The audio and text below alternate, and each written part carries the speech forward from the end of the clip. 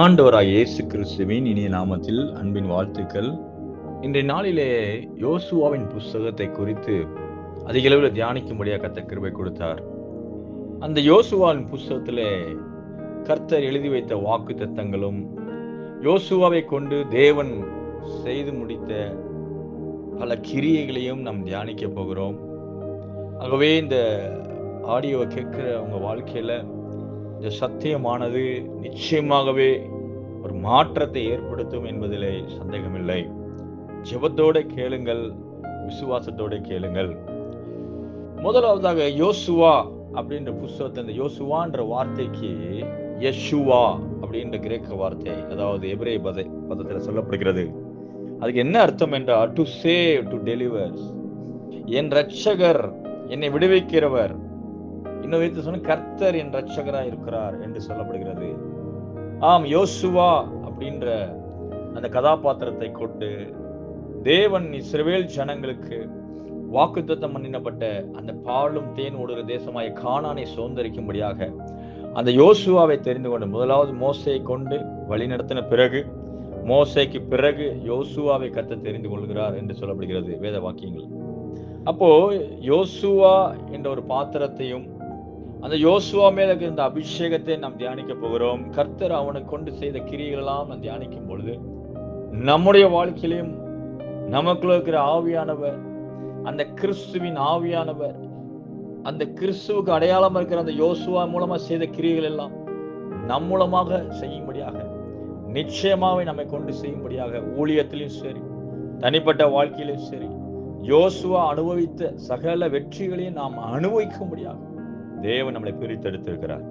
ஆகவே இந்த யோசுவாவின் புஸ்தகத்தில் தியானிக்கும் பொழுது முதலாவதாக யோசுவாக்கு, அதாவது நீங்க இஸ்ரவேல் ஜனங்களை எகிப்தில் அடிமையாக்கும் பொழுது அவர்கள் மூலமாக தேவன் கூட்டிக் கொண்டு வரும்போது அப்பயே சொல்லும் பொழுதுதான் பாலும் தேனும் ஓடுகிற தேசமாகிய நலம் விசாலமான தேசம் என்று சொல்லப்படுகிறது. அது உபாகமத்துல என்னாம் புத்தகத்துல வாசிக்கிறோம்.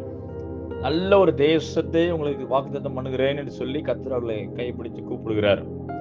அந்த மிஷன் தான். என்ன மிஷன் அப்படின்னு யோசுவா கொடுக்கும் பொழுது இஸ்ரவேல் ஜனங்களை வழிநடத்தப்பட வேண்டும், அவர்களை பாலும் தேனூர் தேசம் நல்ல தேசத்துல போய் உட்கார வைக்க வேண்டும் என்ற ஒரு தரிசனத்தோடு தான் தேவன் மோசையை கை பிடிக்கும் பொழுது மோசே ஆரோனை கொண்டு வரும் வழியிலே யோசுவாவையும் சேர்த்துக் கொள்கிறார். யோசுவா என்ற ஒரு வாலிபனை குறித்து நாம் வாசிக்கும் பொழுது அங்கே அவன் என்ன சொல்லப்படுகிறான் என்றால் ஆசரிப்பு கூடாரத்தை விட்டு பிரியாது இருந்த ஒரு வாலிபன் என்று சொல்லப்படுகிறது. யாத்திராம் புஸ்தகத்திலே 32:11 வாசிக்கிறோம். அவன் ஆசரிப்பு கூடாரத்தை விட்டு பிரியாது இருந்த ஒரு வாலிபன் நாட்கள் இங்கே சொல்லப்படும் பொழுது நல்லா கவனிங்க. இந்த வாக்குத்தத்தம் பண்ணப்பட்ட இந்த நலமும் விசாலமான தேசம் என்று சொல்லும் பொழுது இது இப்போ ஏதோ ஆரம்பிக்கப்படவில்லை. இது முதலாவதாக ஆபிரகாமுக்கு சொல்லும் பொழுது எமோரியரின் தேசத்தை கட்டி கொள்ளும்படியாக, நான் காண்பிக்கும் தேசத்துக்கு போ என்று சொல்லி அவன் மெசபோதோமியா நாட்டில் பாபிலோன்ல இருக்கும் பொழுதே தேவன் அவனுக்கு தரிசனமாகிறார். ஒரு மனுஷனை அழைத்து கொண்டு வருகிறார். இதெல்லாமே நீங்க ஆதியாகத்துல படிக்கும் போது தெரியும் இல்லையா? ஆதியாகமத்திலே படிக்கும் பொழுது 12ஆம் அதிகாரத்தில் சொல்லும் பொழுது நான் காண்பிக்கும் தேசத்துக்கு போ என்று சொன்ன அந்த தேசமே தேவன் திட்டமிட்டது. அந்த நல்லவும் விசாலமான நல்ல ஒரு தேசத்தை லொக்கேட் பண்ணது தேவன் தான். இருளில் இருக்கிற அந்த ஆபிரகாம் அவன் விக்கிரகங்களையும் அதை செய்து சிலைகளை செய்து மரமும் கல்தேயரின் தேசத்தை, கல்தேய தேசம் தான் அந்த பாபிலோன் தேசம், மரமும் மரமுமானவைகளை அவன் நமஸ்கரித்து கொண்டிருந்தவன், சிலைகளை செய்து வழிபாட்டு கொண்டிருந்தவன், எமோரியரை போல, அது மாத்திரமல்ல பாபிலோன் தேசத்தில் உள்ள விக்கிரகங்களை வணங்கி கொண்டிருந்தவன், அவனுக்கு தேவன் தரிசனமாகி நான் காண்பிக்கும் தேசத்துக்கு போ என்று சொல்லி ஒரு தேசத்தை செட் பண்ணது தேவன். நல்ல ஒரு தேசம், நல்ல ஒரு வாழ்க்கையை தருவேன் என்று சொன்னவர் தேவன். இதை கிறிஸ்துவுக்குள் நம்ம அடையாளமா பார்க்கும் பொழுது இந்த உலகத்துல பொல்லாத உலகத்துல இருளின் அதிகாரத்துல இருந்திருக்கும்.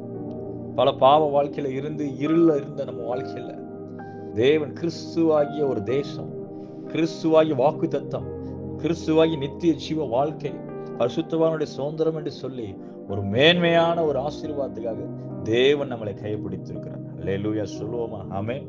அப்போ இங்கே சொல்லப்படுகிறது, நான் காண்பிக்கும் தேசம் என்று சொல்லும்போது, நான் உனக்கு நல்ல தேசத்தை காட்டுறேன்னு சொல்லி ஆபிரகாம் கைப்பிடிச்சு கூப்பிடுறார். அதுல சொல்ல வர 400 வருஷம் கழிச்சு நான் ஒரு சந்ததியை பெருக பண்ணுவேன்னு சொல்றாரு. 400 வருஷம் கழிச்சு அவர்கள் திரும்ப இந்த தேசத்துக்கு வருவார்கள். கானானை குறித்து சொல்றாரு. அவங்க எகிப்துக்கு போவாங்க, அங்க 400 வருஷம் அடிமைத்தனத்துல இருப்பாங்க. அதுக்கு பிறகு நான் இந்த தேசத்துக்கு கூட்டு வருவேன்னு சொல்லி 400 வருஷத்துக்கு அப்புறம் நடக்க போறதெல்லாம் அட்வான்ஸா தேவன் பேசுகிறார். தேவன் சொல்லுகிற வார்த்தையில நிற்கிறவரும் அவர் அட்வான்ஸாய் பார்க்கிற தேவனுமா இருக்கிறார். இன்னைக்கும் நமக்கு ஒரு நல்ல ஒரு சூழ்நிலையை கிறிஸ்துக்குள்ளாக தேவன் நம்மளை தெரிந்து கொண்டார் என்று சொல்லி வேதத்துல வாசிக்கிறோம். உலக தோற்றத்துக்கு பவுல் அதாவது சொல்ல, உலக தோற்றத்துக்கு முன்னே கிறிஸ்துவுக்குள்ளே தேவன் நம்மை தெரிந்து கொண்டிருக்கிறார். நல்ல தேசம், நல்ல ஒரு வாழ்க்கையை நான் தரேன் வாக்குத்தத்தம் பண்ணேன். பொருளாதாரத்திலும் சரி, ஆவிக்குரிய வாழ்க்கையிலும் சரி, ரெண்டுக்குமே நல்ல தேசம் நமக்கு நியமிக்கப்பட்டிருக்கிறது. கேட்டு தேவச்சனமே, அப்ப கானான் என்று சொல்லும் பொழுது தேவன் தீர்மானித்தவைகளா இருக்கிறது. இது நானோ ஏதோ செட் பண்ணது, அது தேவன் தீர்மானித்த நன்மைகள், தேவன் தீர்மானித்த ஒரு வாழ்க்கை, தேவன் எனக்கு ஆயத்தம் பண்ணின நன்மைகள். கானான்னா என்னது? தேவனால் 100% 100% நீங்க 100% கர்த்தரால் கொடுக்கப்படுகிற நன்மை.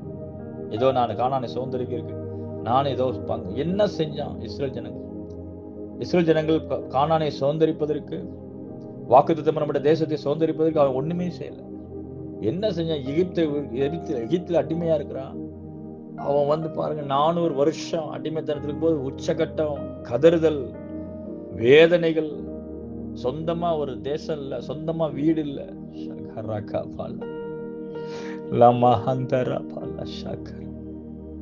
இந்த சத்தியத்தை கேட்டுக்கோ தேவ பிள்ளை. உன்னை ஆண்டவர் ரட்சித்தது ஒரு வீடு கூட தர மாட்டேன். வாடகை வீட்டிலே இருந்து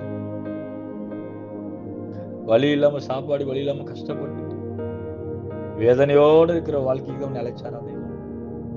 ஒரு வேலை அப்படிப்பட்ட நிலைமை இருப்பீங்க, கர்த்தர் உங்கள் தேசத்தை நிச்சயமா மாற்றுவார். ஆமென். உங்கள் தேசத்தை நிச்சயமா மாற்றுவார். இவன் வேதனையோடு இருக்கிறான். இஸ்ரவேல் பேருக்கு தான் இஸ்ரவேல், பேருக்கு தான் கிறிஸ்தவர்கள், ஆனா அடிமைத்தனத்தில் இருக்கிறார். அப்போதான் மோசே ஆரோனையும் கர்த்தர் அனுப்பி இஸ்ரவேல் ஜனங்களை விடுதலை ஆக்குற சத்தியத்தை நம்ம அறிந்துக்கிறோம். அப்ப என்ன செய்யறாரு தேவன்? அந்த 2 பேர் அந்த இஸ்ரவேல் ஜனங்களுக்கு இவ்வளவு நெருக்கத்துல இருக்கிறானே, நீ எகிப்தை மட்டும் விடு, என் அழைப்புக்கு வா, ரட்சிப்பின் இடத்துக்குள்ள வா, நான் உன்னை ரட்சிக்கிறேன், உனக்கு ஒரு பிரகாசமுள்ள எதிர்காலத்தை தரேன்னு சொல்லி கூப்பிடுகிறார், பேசுகிறார். அதுக்கு அவர்கள் கீழ்ப்படிந்தார்கள். இன்னைக்கும் சுவிசேஷத்தை கீழ்ப்படிவதே ரட்சிப்பின் அடையாளமா இருக்கு. நாம் எப்படி ரட்சிக்கப்பட்டோம்? ஆண்டவரே, இது வரைக்கும் இதுக்கு மேல என்னால முடியாது, இது வரைக்கும் எனக்கு ஒரு வாழ்க்கையில் என்னை ரட்சியும் தகப்பனேன்னு சொல்லி எத்தனை பேர் கதறணும்? ஐயோ, நான் இது எப்படிப்பட்ட வாழ்க்கையில வாழ்கிறேனே, என்னை மீட்டுக்கொள்ளும் தகப்பனே, என்னை பரிசுத்தப்படுத்தும் தகப்பனேன்னு எத்தனை பேர் கதறணும்? கதரும் பொழுதுதான் ஆண்டவர் நம்மளுக்கு இறங்கி கிறிஸ்துவின் சுவிசேஷத்துல ரட்சிப்பினால ரட்சித்தார், நம்மளை கழுவினார், பரிசுத்தப்படுத்தினார், சபை ஐக்கியத்தை கூட்டி கொடுத்தார், சபைக்கு போகும்படி உதவி செய்தார், நல்ல ஒரு ஆவிக்குரிய வாழ்க்கை ஏற்படுத்தி கொடுத்தார். அல்லேலூயா. அப்போ தேவன் எதற்காக இஸ்ரவேல் ஜனங்களை அதுல விடுதலையாக்கினாருன்னா, அவங்களை அடிமைத்தனத்தை விடுதலையாக்கி அவர் சொல்றாரு, உன்னாக நல்ல ஒரு வாழ்க்கையை தர, நீ இப்போ எப்படி இருக்க? சொந்தமா இடம் இல்லாம இன்னொருத்த இடத்துல வாழ்ற. எகிப்துன்றது உன் தேசம் இல்ல, அது அந்நிய தேசம். அந்நியர் கையிலேயே கை கட்டி, அந்நியனே பார்த்து அவன் கொடுக்குற சோறை வாங்கி அவனுக்கு உழைத்து அவர் சொல்றாரு, அங்க உன் காலால நீர் பாய்ச்சிக்கிட்டு இருந்த, உன் வேர்வை சிந்தி சாப்பிட்ட, கீரையும் கொம்மட்டிக்காயிலையும் சாப்பிட்டுக்கிட்டு இருந்த, நீ நல்ல சாப்பாடு ஒன்று சாப்பிட, இப்படிப்பட்ட வாழ்க்கையில இருக்கிற நீ நான் விடுதலையாக்குறேன்னு சொல்லி தேவன் கூப்பிட்டார். தேவன் கூப்பிட்டு அவனுக்கு என்ன கொடுத்தார்? நீங்களே பார்க்கிறோம், வேதத்துல வாசிக்கிறோம். அவனுக்கு நல்ல தூதர்களின் அப்பத்தை சாப்பிட்டான், காடைகளை கேட்டார்கள் கொடுத்தார்கள், கர்த்தர் கொடுத்தார். தெவிட்டி பூ மட்டும் இறைச்சி சாப்பிட்டார். அப்போ தேவன் அது ஒரு வனாந்தர வாக்கம், அந்த வனாந்தரத்தையும் தீர்மானித்து வந்தான். தேவன்ல தேவன் 40 நாள் போயிட்டு வந்துட்டார், போயிட்டு பார்த்துட்டு வர வச்சுட்டாரு. இருக்கிற இடத்த எகிப்தை விட்டதுல இருந்து 40 நாள்ல போயிட்டு வர காரியம் தான் இந்த கானான். ஆனால் அந்த கானானை சுதந்திரிக்க முடியாத இருதய கடினத்தின் நிமித்தம் 40 வருஷம் ஆத்துனது இவர்கள் தான், தேவன் அல்ல.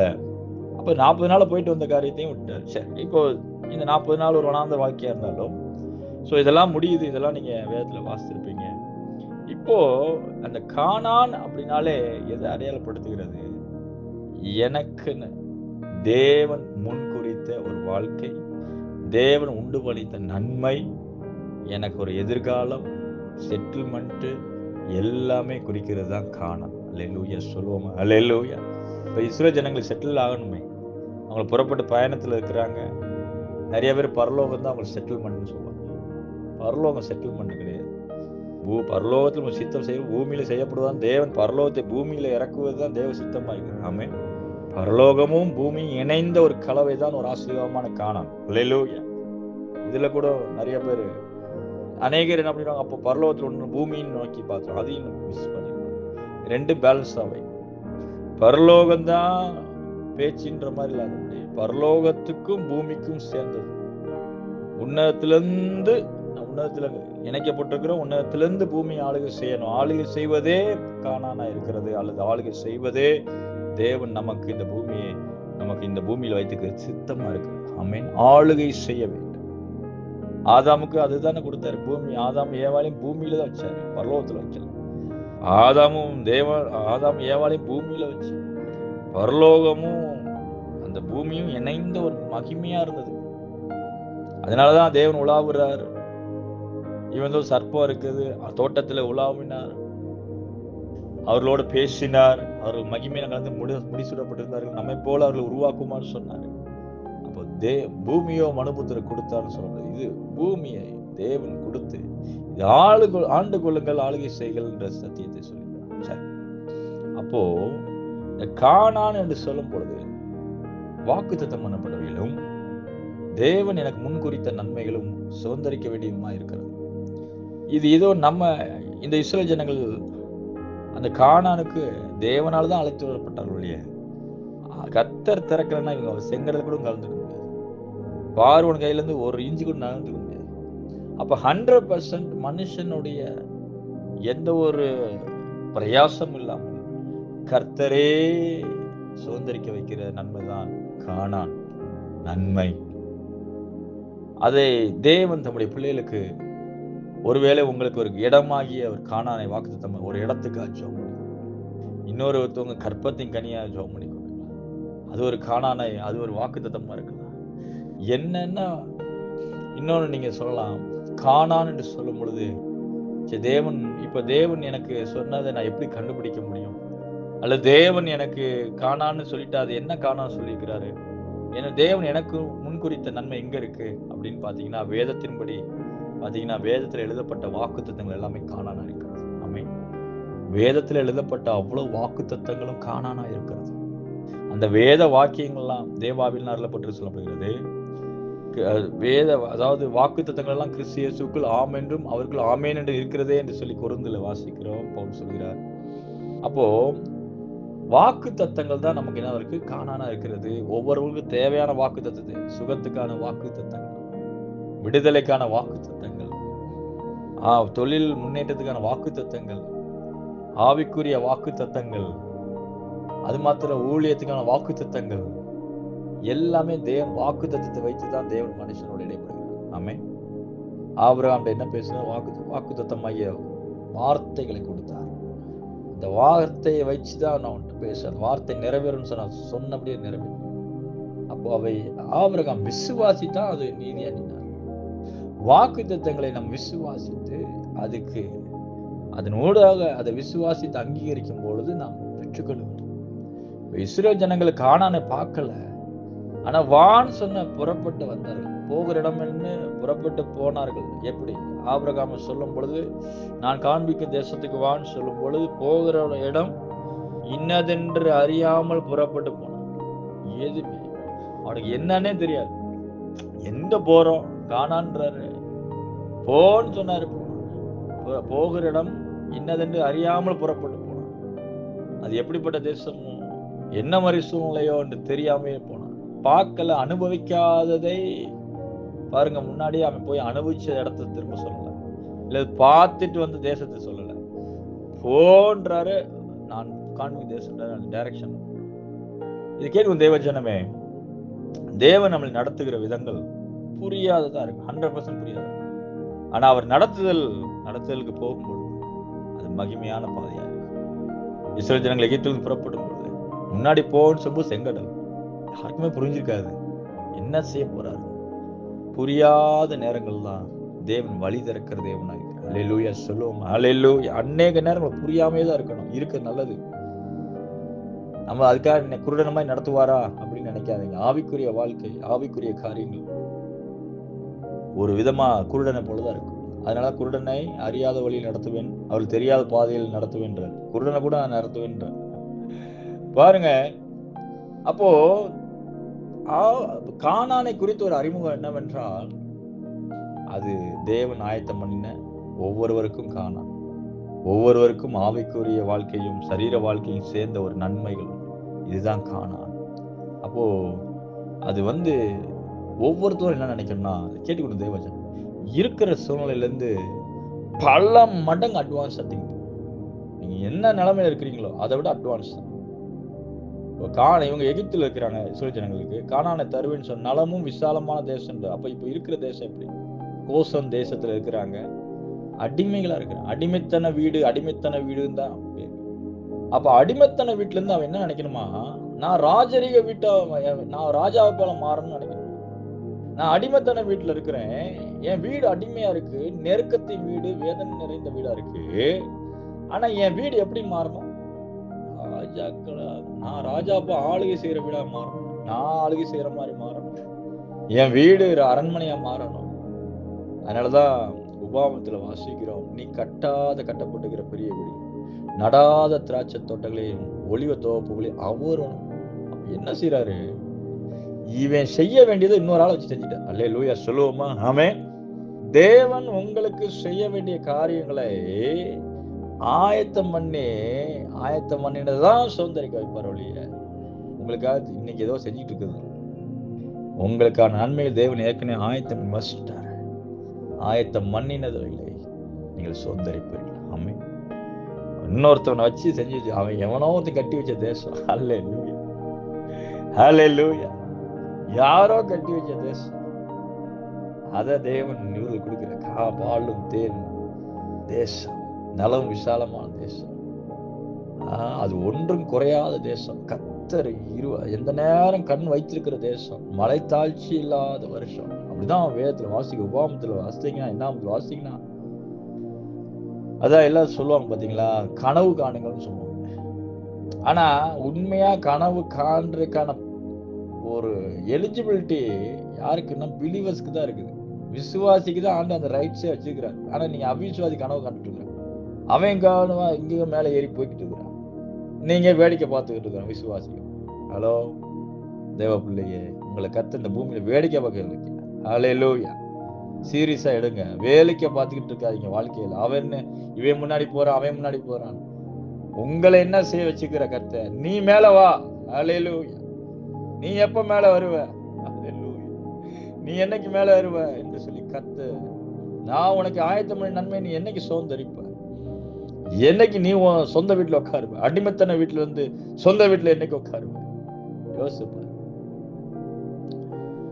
நிறைய பேர் உபதேசங்கள், வித்தியாசமான உபதேசங்கள் அந்த பூமியில போய்கொண்டிருக்கு. ஆண்டவர் தரித்திரத்தையும் ஏதோ ஒண்ணு கஞ்சிக்கு இல்லாத வழி இல்லாத போல ஆண்டவர் வச்சுக்கிறார் சபையை நினைக்கிறேன். சபை மகிமையுள்ள சபை, அது அலங்கரிக்கப்பட்ட சபையா இருக்கு. அதை பார்க்கிற விதம் வித்தியாசமா இருக்கு. அப்போ நீங்க ஆண்டவர் நமக்கு பேசுகிற இந்த வார்த்தை, இந்த யோசுவா புஸ்தகத்தை நீங்க தியானிக்கும் பொழுது அடிப்படையா ஒரு பேசிக்கா சொல்றேன், கர்த்தர் முன் குறித்ததுதான் சுதந்திரிக்க வைக்கிறார். அல்லேலூயா. கர்த்தர் வாக்குத்தத்தம் பண்ணினவைகளை சுதந்திரிக்க வைக்கிறார். கர்த்தர் சொன்ன வாக்குத்தத்தங்களை, உங்களுக்கு சொன்ன வாக்குத்தத்தை உங்களுக்கு எப்படி சுதந்திரிக்க வைக்கணும்ன்ற புஸ்தகத்தை தான் இந்த யோசுவா புஸ்தகத்துல படிக்கிறோம். நிறைய இருக்குது சத்தியங்கள். நான் ஒவ்வொரு பார்ட்டா போடுறேன். இந்த முதல் பாட்டை நான் முடிக்க போகிறேன், அறிமுகம். அப்போ கானான்னா என்ன அர்த்தம்? தேவன் என்னுடைய கற்பனைக்கு எட்டாமல் எனக்கு முற்பிதாக்கள் மூலமா சொல்லப்பட்ட வாக்கு தத்தங்கள், என்னோட பேசின வார்த்தைகள், என் சூழ்நிலையிலிருந்து என்னை மேல கொண்டு வருகிற வார்த்தைகள் தான் கானான். அந்த கானான் டீப்பா 1000 வாக்குத்தத்தங்கள் மேல இருக்கு. 1000 விசுவாசிங்க, 1000 கானான் தான். ஆமென். என்ன வேணும்? வாக்குத்தத்தத்தை எடுங்க, வாக்குத்தத்தத்தை தியானிங்க. தேவன் என்னை குறித்து என்ன சொன்னீங்க? தேவன் கிறிஸ்துவுக்குள்ளாக பண்ணின வாக்குத்தத்தம் என்ன? உடன்படிக்கை என்ன? கிறிஸ்துவுக்குள்ள தேவன் நமக்கு பண்ணின உடன்படிக்கை என்ன? வாக்குத்தத்தம் பழைய ஏற்பாட்டில் பார்க்கிறோம். உபாகம் 28 பின்னர் பகுதியில் பார்க்கிறோம். நியாயப்பிரமாணத்துக்கு கீழ்பட்டு, அதாவது நியாயப்பிரமாணத்துக்கு கீழே இருந்தீங்கன்னா என்ன ஆசீர்வாதம், கீழே இல்லாமல் போனா நியாயப்பிரமாணம். இது நியாயப்பிரமாணம்னு சொல்லும்போது அது கிறிஸ்துவுக்கு அடையாளமா இருக்கு. இப்போ கிறிஸ்துவ கீழே இருக்கும்பொழுது என்ன நடக்குது? என்ன வாசிக்கிறோம்? அதை பார்த்து நீ கீழாகாம மேலாவாய், வாளாகாம தலையாவாய், நீ அனைஜாதி கடன் கொடுப்பாய், வாங்காது. எவ்வளவு வாக்குத்தத்தம். சோ அப்ப கானான் என்று சொல்லும் பொழுது வாக்கு தத்தங்களை சுதந்திரிப்பதை கானான். இம்மைக்கும் மறுமைக்கும் சேர்த்து ரெண்டுக்கும் உன்னதத்திலேயே உட்கார வைத்திருக்கிறார். நம்ம பரிசுத்தாவின் வரங்களும் கானான் தான். நமக்கு ஊழியத்தின் பாதையில ஆவிக்குரிய ஊழியம் செய்ய தேவ பிள்ளைய ஊழியக்காரர்களே வரங்களை அப்பயே செய்யும். 9 வரங்களும் ஆவியானவர் கானானா வச்சிருக்கிறார். அந்த 9 வரங்களை கேளுங்க, ஊழியத்துல கேளுங்க, சுதந்திரிங்க. ஆவியானுடைய ஐக்கியத்துல வந்து அதை சுதந்திரித்துக் கொள்ளுங்க. எல்லாமே ஆண்டவர் பிக்ஸ்டு, எல்லாமே கிருபையினால வச்சுட்டாரு. பரலோகம் நீங்க ஓப்பன் ஹெவனா இருக்கு. அது என்னைக்கெல்லாம் நம்ம அபியாசிக்கிறோமோ அதை நமக்கு பறிக்குது. ஆகவே ஆவிக்குரிய கனிகள்னால வரங்கள் எல்லாம் ஒன்றுதான், ஒரே ஆவியான நடப்பிக்கிறார். ஆகவே இந்த வரங்கள், கனிகள், ஆவிக்குரிய வாழ்க்கை, பொருளாதார வாழ்க்கை எல்லாத்தையும் சேர்ந்துதான் கானான். கானானை கிறிஸ்துவுக்குள்ளாக சுதந்திரிக்கிறோம். கிறிஸ்து என்றால், அதாவது யோசுவா என்றால் கர்த்தர் என் இரட்சகர் அல்லது விடுதலையாக்குறவர், விடுவிக்கிறன். இன்னைக்கு யெசுவா, இன்னைக்கு யோசுவாவுக்கு அடையாளமா கிறிஸ்து நமக்கு வந்திருக்கிறார். அவர் நமக்கு இரட்சகரா வந்திருக்கிறார். அவர் நம்ம மூலமாக பெரிய காரியங்களை செய்வார். சரி, தொடர்ந்து அடுத்த பாகத்துல பார்ப்போம். எப்படி சுதந்திரிப்பது? முதலாவதாக கானானா என்னன்னு பார்த்துட்டோம். அதுல இப்ப எப்படி சுதந்திரிக்கணும், அப்புறம் சுதந்திரிப்பது ரிசல்ட் என்ன என்ற ஒரு 3 டாபிக்ல பார்ப்போம். அந்த யோசுவாவின் புஸ்தகம் உங்களுக்கு பிரயோஜனமா இருக்கும். நான் உங்களுக்காக ஜெபிக்கிறேன். அன்புள்ள ஆண்டவரே, இந்த நாளிலே இந்த யோசுவாவின் புஸ்தகத்துடைய முன் அடையாளமாக, முன்னோட்டமாக ஆண்டவரே கானான்னா என்ன என்பதை குறித்து தியானித்திருக்கிறோம். உடைய ஜனத்தோடு பேசியிருக்கிறீங்க. நல்ல ஒரு தேசம், கற்பனை கெட்டாத காரியம்தான் கானான். ஆண்டவரே, அதை நீங்க ஆயத்தம் பண்ணியிருக்கீங்க. ஒவ்வொருவருக்கும் கானான் இருக்கு தகப்பனே. அதை அவர்கள் ருசி பார்க்கவும், தொடர்ந்து சத்தியத்தில் தியானித்து சுதந்திரிக்கவும் கிருபை தரும்படியா ஜெபிக்கிறோம். இந்த பூமியில சுதந்திரிக்க அழைக்கப்பட்டிருக்கிறோம் தகப்பனே. சுதந்திரிக்கட்டும் ஆண்டவரே. வேடிக்கை பார்க்கிறவங்க கூட உம்முடைய சபை வேடிக்கை பார்க்க கூடாது ஆண்டவரே. உம்முடைய சபை இந்த நாட்களை வேடிக்கை பார்க்கிற சபையா இருக்கக்கூடாது. சுதந்திரிக்கிற சபையா இருக்கும். எல்லைகளை சுதந்திரிக்கணும், தேசங்களை சுதந்திரிக்கணும், தேசங்களை கட்டி கொண்டார்கள் சொல்ல முடியும். ராஜாக்களை கீழ்ப்படுத்துகிற சபைகளாக, விசுவாசிகளாக, ஆவிக்குரிய பொருளாதாரத்தில் 2 நிலங்களை பிள்ளைகளை உயர்த்தி கொண்டு வரும்படி ஆசீர்வதி. இயேசுவின் நாமத்தில் வேண்டுகிறோம் நல்ல பிதாவே. ஆமென். God bless you. கர்த்தர் உங்களை ஆசீர்வதிப்பார். தொடர்ந்து உங்களுக்கு இந்த செய்தி ஆசீர்வாதமா இருந்தா சப்ஸ்கிரைப் பண்ணி நிறைய ஃபார்வர்ட் பண்ணுங்க. அநேகருக்கு ஆசீர்வாதமா இருக்கட்டும். இதோட பார்ட் 2, கர்த்தர் சித்தமான பார்ட் 3, அது நான் யோசுவா அந்த டைட்டில் போடுவேன். அப்டேட் பண்ணிக்கோங்க. சத்தியத்தை கேளுங்க. ஆவியானவர் உங்களை என்கவுண்ட் பண்ணுவார். பேசிட்டு இருக்கும்போதே தொடுவார், இறங்குவார். டெலிவரன்ஸ் நடக்கும். God bless you.